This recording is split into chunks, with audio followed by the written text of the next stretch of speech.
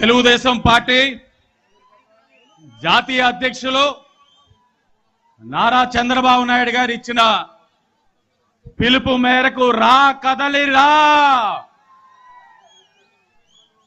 అశేషంగా వచ్చిన తెలుగుదేశం జనసేన పార్టీ నాయకులకు కార్యకర్తలకు అందరికీ కూడా నమస్కారం తెలియజేస్తా ఉన్నాం.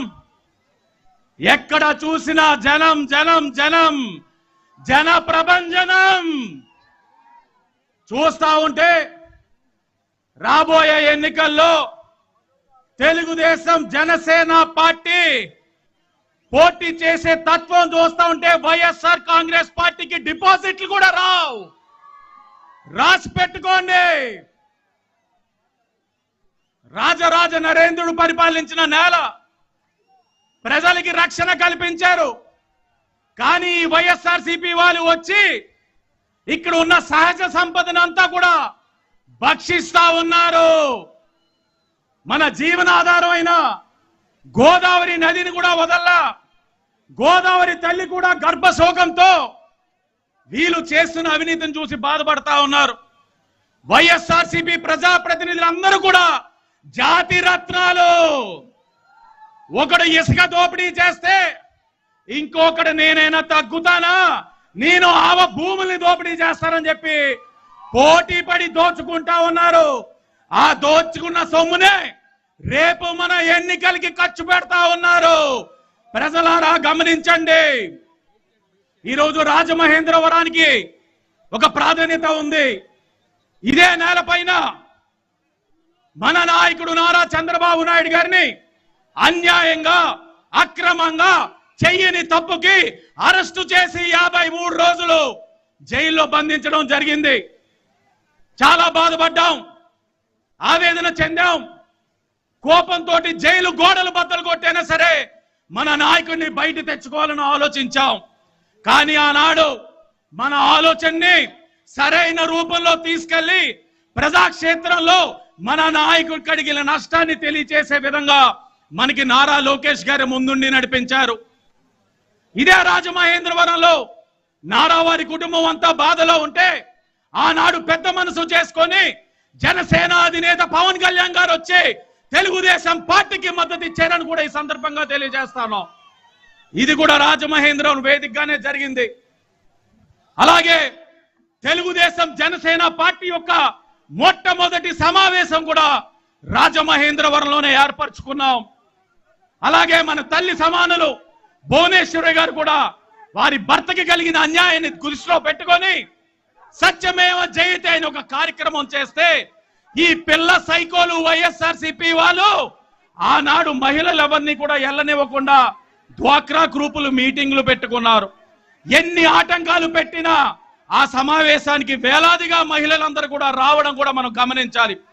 ఇవన్నీ కూడా రాజమహేంద్రవరం అనే ఒక వేదికమైన జరిగింది.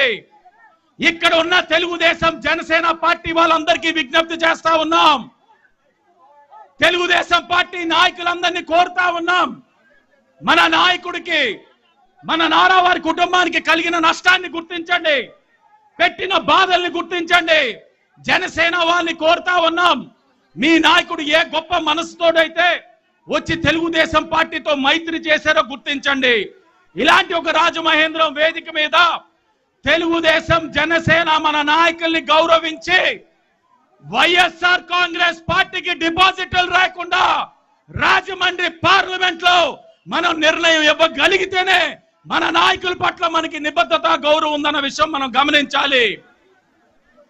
ఈరోజు కేసులు పెడతా ఉన్నారు, భయపెడతా ఉన్నారు, బెదిరిస్తా ఉన్నారు.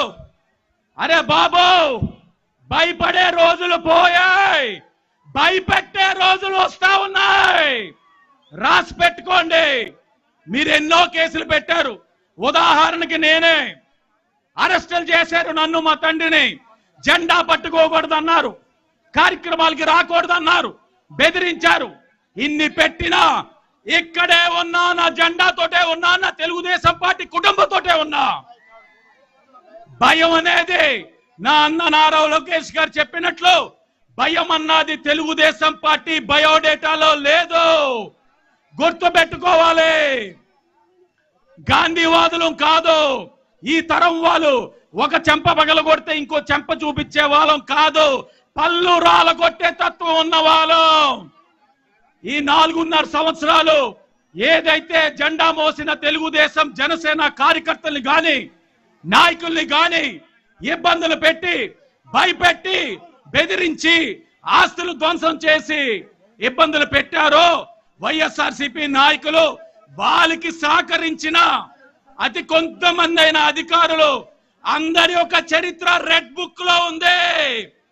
దగ్గరలోనే వాళ్ళందరికీ కూడా ఇత్తడే గుర్తుపెట్టుకోండి. అలాగే ఈ మధ్యన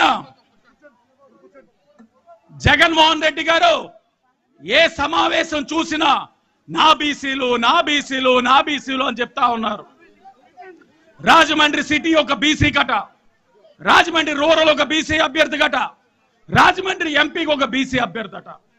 బీసీలకి ఇంతమందికి ఇచ్చారు కాబట్టి అందరూ బీసీలందరూ ఆయనకు ఓటేసేయాలట. ఒక్కటే అడుగుతా ఉన్నాం,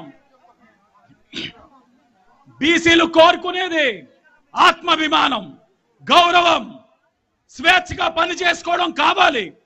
మీరు ఇచ్చి దానిపైన పెత్తనం పెద్దరెడ్డి గారిన మిథున్ రెడ్డికి మీరు అప్పచెప్తారు. ఇంకొక బీసీ నాయకుడు ఉంటాడు, ఇంకొక పెద్దరెడ్డి గారికి కాలు మోకరుతాడు.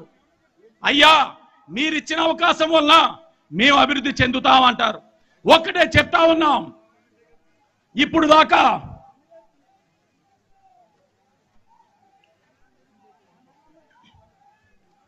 ఇప్పటి వరకు రాష్ట్రంలో ఎంతో మంది బీసీల పైన దాడులు జరిగాయి, ఆస్తులు ధ్వంసం చేశారు, ప్రాణాలు తీశారు. ఇన్ని జరిగినప్పుడు ఏ ఒక్క వైఎస్ఆర్ కాంగ్రెస్ పార్టీ నాయకులు నోరు వెత్తలా, మాట్లాడలా, ప్రశ్నించలా. కానీ ఈరోజు బీసీలు ఓట్లు వేయాలని అడుగుతా ఉన్నారు. వాళ్ళందరినీ ఒకటే అడుగుతా ఉన్నాం, బీసీలకి రిజర్వేషన్ తగ్గించినప్పుడు ఏమైపోయారు? బీసీ సబ్ ప్లాన్ ఎక్కడుందో తెలియనప్పుడు ఏమైపోయారు? ఆ రోజు మాట్లాడిన వాళ్ళందరూ ఇప్పుడు మాట్లాడుతా ఉన్నారు. బీసీలకి అన్ని విధాలుగా గౌరవం ఇచ్చిన పార్టీ తెలుగుదేశం పార్టీ. రాబోయే రోజుల్లో కూడా బీసీలకి రక్షణ ఇచ్చి ఏ విధమైన దాడులు జరగకుండా చూసుకునేటట్లు ఈరోజు నారా చంద్రబాబు నాయుడు గారు, పవన్ కళ్యాణ్ గారు సహకరిస్తా ఉన్నారు. ఎక్కడా లేని విధంగా బీసీ రక్షణ చట్టం ఇస్తుంది తెలుగుదేశం జనసేన పార్టీ అనే విషయం గమనించాలి.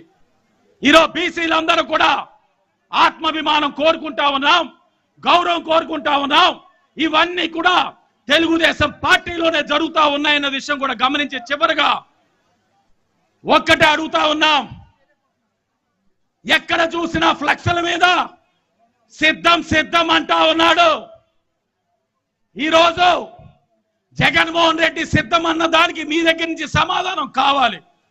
సంపూర్ణ మద్యపాన నిషేధం చేస్తానని చెప్పి మహిళల్ని మోసం చేసి మరలా మోసం చేయడానికి ఆయన సిద్ధంగా ఉన్నాడు. మీరు అతన్ని ఇంటికి పంపించడానికి సంసిద్ధంగా ఉన్నారా? యువతకి జాబ్ క్యాలెండర్ అని చెప్పి ఇవ్వకుండా మోసం చేసి మళ్ళా మిమ్మల్ని మోసం చేయడానికి సిద్ధంగా ఉన్నానని అంటా ఉన్నాడు. అతన్ని ఇంటికి పంపించడానికి సంసిద్ధంగా ఉన్నారా? దయించి తెలుగుదేశం జనసేన పార్టీ యొక్క మైత్రిని స్వాగతించండి. జాతి కోసం, తెలుగు జాతి కోసం, మన రాష్ట్రం కోసం, రాష్ట్ర ప్రజల కోసం, భవిష్యత్ తరాల కోసం తెలుగుదేశం జనసేన పార్టీ కలిసింది. ఆ మైత్రిని మీరందరూ కూడా స్వాగతించాలని చెప్పి మనస్ఫూర్తిగా కోరుకుంటూ అందరికీ కూడా పేరు పేరున నమస్కారాలు తెలియజేసుకుంటూ ధన్యవాదాలు. జై తెలుగుదేశం, జై తెలుగుదేశం, జై జనసేన, జై జనసేన.